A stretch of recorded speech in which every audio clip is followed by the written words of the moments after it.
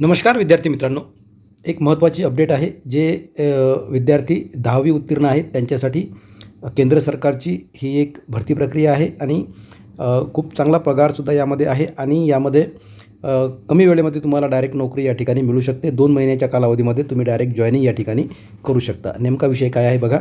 तर India post recruitment 2026 सरकारी नोकरीच्या शोधात असाल तर ही बातमी तुमच्यासाठी अत्यंत महत्त्वाची आहे. थेट केंद्र शासनाची नोकरी करण्याची संधी तुमच्याकडे आहे. 2026च्या इंडिया पोस्ट ग्रामीण डाक सेवक भरतीबाबत एक मोठे अपडेट आले आहे.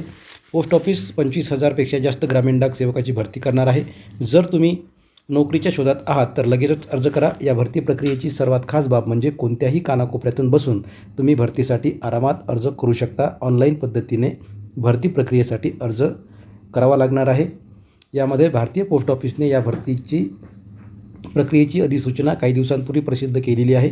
10वी पास उमेदवार या भरती प्रक्रियेसाठी आरामात अर्ज करू शकतात. या भरतीबद्दलची सविस्तर माहिती जी आहे ती अशा प्रकारे आहे की हे पद जे आहे हे ग्रामीण डाक सेवक ज्याला आपण म्हणतो जी डी एस म्हणजे ग्रामीण डाक सेवक आणि यामध्ये BPMसुद्धा ही पोस्टसुद्धा भरण्यात येते. BPM म्हणजे काय म्हणतात तर ब्रँच पोस्ट मास्टर याला म्हणतात आणि ABPMसुद्धा हे एक पद आहे. हे सुद्धा या भरती प्रक्रियेतून भरण्यात येते. असिस्टंट ब्रँच पोस्ट मास्टर अशा प्रकारचे हे पदं असणार आहेत. यामध्ये वेतन जे आहे हे वेतन एकूण अंदाजे ज्या जागा आहेत त्या जागा 28,440 असणार आहेत. संपूर्ण भारतात असणार आहेत. महाराष्ट्राच्या कोणत्या जिल्ह्यामध्ये किती जागा आहेत हे सुद्धा तुम्हाला आपल्या या चॅनलवर माहिती पडू शकतं. त्यासाठी चॅनलला सबस्क्राईब करून ठेवा तुम्हाला माहिती योग्य वेळेवर मिळण्यासाठी.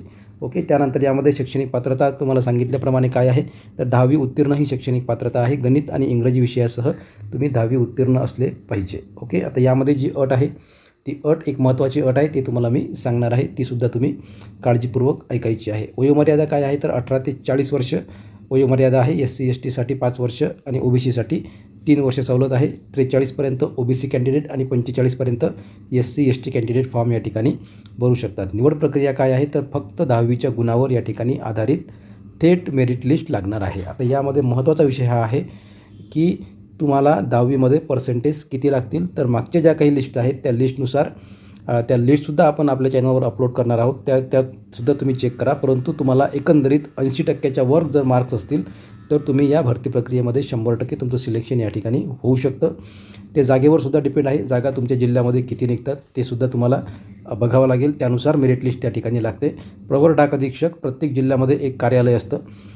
त्या कार्यालयामधून सर्व ह्या हालचाली होत असतात. त्या ठिकाणी नोटीस बोर्डवरच ती नोटीस लागते. त्यानंतर त्याच ठिकाणी तुमचं व्हेरिफिकेशन होतं. त्याच ठिकाणी तुमची 10वीची मार्कशीट वगैरे सर्व त्या ठिकाणी चेक होतं आणि शेवटची जी मेरिट लिस्ट आहे ही सुद्धा त्याच ऑफिसमध्ये लागते.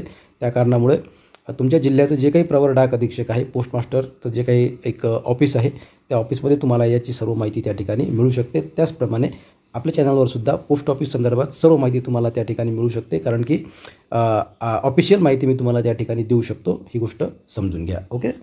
त्यानंतर महत्त्वाचा विषय यामध्ये राहिलेला आहे. ओके. पगार जो आहे हा पगार आहे यामध्ये 10,000 ते 29,480.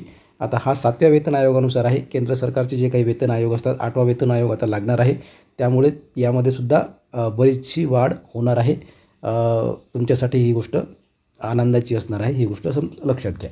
त्यामध्ये पुढचा जो विषय आहे यामध्ये जे तारखा आहेत अंदाजित तारखा या ठिकाणी दिलेल्या आहेत. अधिकृत अधिसूचना कधी येणार आहे तर 31 जानेवारीला ही जाहिरात येणार आहे. जाहिरात आल्याबरोबर तुम्हाला या ठिकाणी आपल्या चॅनलवर एक पेज मी अपलोड करून देईल. त्यामध्ये कोणत्या जिल्ह्यामध्ये किती जागा आहेत ह्या तुम्हाला त्या ठिकाणी ताबडतोब माहिती पडू शकतं. कारण की ऑफिसमध्ये जी नोटिफिकेशन लागते त्या नोटिफिकेशनचा एक इमेज घेऊन किंवा फोटो घेऊन तो तुम्हाला पुरवण्यात येईल. त्यामध्ये तुम्ही तुमच्या जिल्ह्यामध्ये किती जागा आहेत ते तुम्ही बघू शकता. त्यानंतर सांगितल्याप्रमाणे तुम्हाला जानेवारीमध्ये या ठिकाणी ॲड येणार आहे 31पर्यंत 1पर्यंत पकडा 1 फेब्रुवारीपर्यंत आणि तुमचं ज्या ठिकाणी मेरिट लिस्ट आहे ही मेरिट लिस्ट तुमची 20 ते 25 दिवसामध्ये म्हणजे एका महिन्यामध्ये तुम्हाला या ठिकाणी नोकरीसाठी बोलावलं जाऊ शकतं. ओके. आता यामध्ये जाऊ शकतं नाही 100% त्या ठिकाणी तीच प्रोसिजर असते. फक्त ज्या काही मेरिट लिस्ट ज्या काही लिस्ट आहेत त्या लिस्ट पहिली दुसरी तिसरी अशा लिस्ट या ठिकाणी लागत असतात. म्हणजे पहिल्या लिस्टमध्ये 90%च्या वरचे विद्यार्थी घेतील. नंतर मग काही 80%च्या वरचे विद्यार्थी घेतील आणि त्यामध्ये जर त्या विद्यार्थ्यांनी ती नोकरी केली नाही ती जर नोकरी त्यांनी सोडली, बरेचसे विद्यार्थी असतात ज्या इतर परीक्षेचे तयारी करत असतात, त्या कारणामुळे ते जॉईनिंग करत नाहीत. परंतु आता परिस्थिती तशी राहिलेली नाही.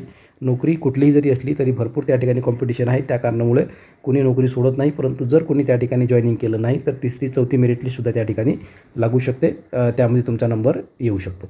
यात खास अटी काय आहेत तर तुम्हाला स्थानिक भाषेचे मराठीचे ज्ञान असणे आवश्यक आहे. सर्वांना महाराष्ट्रातल्या प्रत्येक विद्यार्थ्याला मराठीचे नॉलेज आहे, माहिती आहे, ज्ञान आहे. त्यानंतर बेसिक संगणक आपण सर्वांनी केलेलं असेल. कॉम्प्युटर सर्टिफिकेट कोर्स जो आहे MSc ज्याला आपण म्हणतो, तो सुद्धा या ठिकाणी आवश्यक जरी नसला तरी आवश्यक नसतो तो, कारण की त्या ठिकाणी तुम्हाला काही दिवसांपुरतं ते मार्जिन वगैरे देतात की तुम्ही जॉईनिंग झाल्यानंतर 3 महिन्यात किंवा 6 महिन्यात तुम्ही ते सर्टिफिकेट देऊ शकता. अशी सुद्धा त्यामध्ये एक अट आतापर्यंत चालत आलेली आहे. आता या नोटिफिकेशनमध्ये काय आहे ते तुम्हाला आपल्या चॅनलवर माहीत पडणार आहे. त्यानंतर सायकल चालवता येणे अनिवार्य ठीक आहे, केलं काही हरकत नाही. परंतु आजकाल कोणी सायकल चालवत नाही आहे.